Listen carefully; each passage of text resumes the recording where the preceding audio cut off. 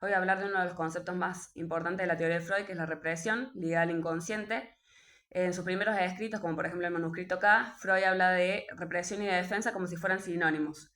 Pero posteriormente, a partir de 1915 sobre todo, comienza a hablar de una forma mucho más compleja de la represión, no solamente como una defensa a un mero hecho traumático, sino como una operación estructural del aparato psíquico que compone justamente esa estructura psíquica. Él va a decirnos que la represión es un proceso a través del cual una representación como una idea o un pensamiento es rechazada por la conciencia y por lo tanto es alejada de ella. Uno podría pensar que esto se genera, por ejemplo, por el mismo displacer que eso genera, pero Freud dice que no es tan simple. Si bien la pulsión va a intentar buscar y lograr el placer, hay diferentes componentes del aparato psíquico que se pueden contradecir con ello y, por ejemplo, generar otros sentimientos como angustia o displacer.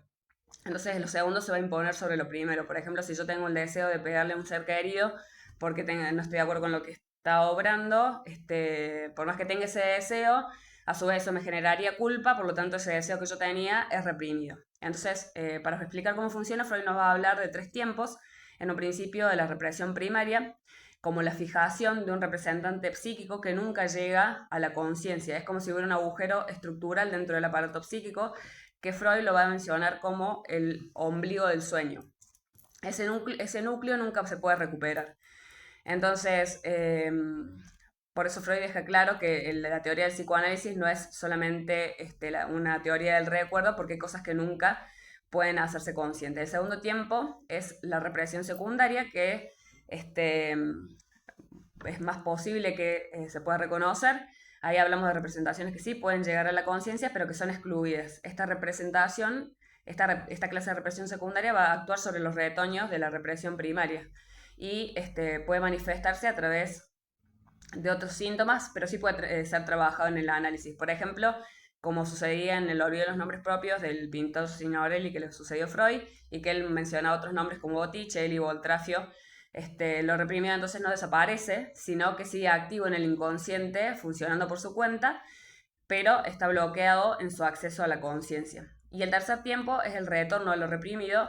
Freud muestra que lo reprimido siempre vuelve aunque disfrazado, transformado o deformado. Puede volver a través de actos fallidos, de lapsus, de olvidos o síntomas. Por ejemplo, si alguien tiene, por ejemplo, un conflicto con su jefe, va a soñar, por decir un ejemplo, con diferentes discusiones con otras personas, no específicamente con su jefe, o puede sucederle que si tiene una reunión importante con él, enfermarse previamente a través de un síntoma. Entonces, lo reprimido va a insistir en volver, pero nunca lo hace de una manera directa. Aparece transformado o aparece deformado.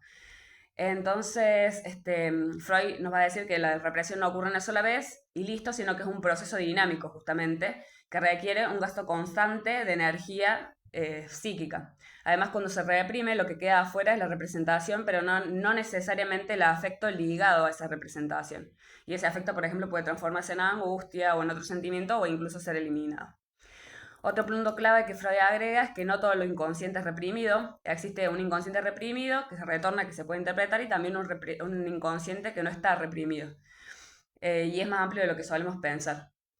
Ese inconsciente no reprimido puede estar ligado que está ligado más a la compulsión, a la fijación.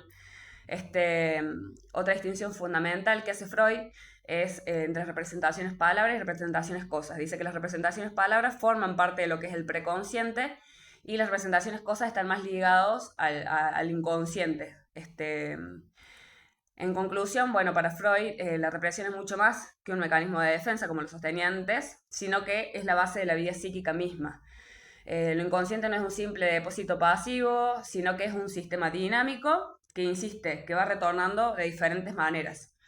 Algunas están disfrazadas y otras son de manera compulsiva. Entonces nos va a enseñar que no todo lo inconsciente puede ser hecho consciente, pero justamente ese límite es el que le da la consistencia a nuestra vida psíquica. Y es por eso que el psicoanálisis no se limita solamente a hacer una técnica del recuerdo, sino que se convierte en una verdadera teoría estructural del sujeto.